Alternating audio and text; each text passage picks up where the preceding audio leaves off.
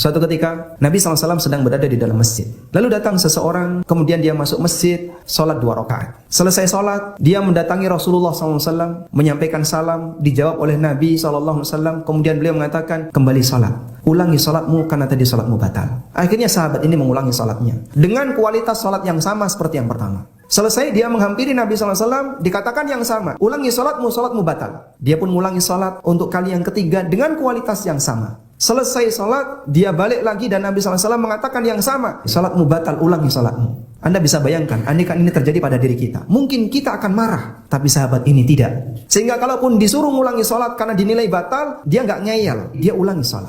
Lalu sahabat ini dengan rendah hati mengatakan, ya Rasulullah, aku nggak bisa sholat yang lebih baik daripada ini, tolong ajari aku. Akhirnya diajari oleh Nabi SAW tata cara sholat minimal, yang kalau itu dilanggar, sholatnya batal. Ternyata penyakit orang ini adalah tidak tumaknina. Maka Nabi SAW banyak memberikan penekanan. Kalau kamu rukuk, maka tumakninalah ketika rukuk. Ketika i'tidal, tumakninalah ketika i'tidal. Maka hati-hati jamaah dengan yang namanya tumaknina. Jangan membaca doa rukuk kalau belum sempurna rukuk. Jangan membaca doa i'tidal kalau belum tegak sempurna. Orang yang saya jumpai usianya 70-an tahun, beliau belum tegak sempurna ketika i'tidal, sudah turun sujud. Maka saya ingatkan, Bapak mohon maaf, sholat Bapak batal. Kalau seperti ini terus, maka Bapak meninggal dalam keadaan gak pernah sholat. Karena dia belum tegak sempurna, sudah turun. Belum rukuk, sudah berdiri. Dan ternyata beliau membaca Subhana Rabbil Azim dalam posisi ketika bergerak. Orang membaca doa sujud Subhana Rabbiyal A'la dalam posisi ketika bergerak sujud. Begitu dahinya nyentuh sebentar, sudah bangkit. Kalau seperti ini caranya, sholat kita tidak akan diterima.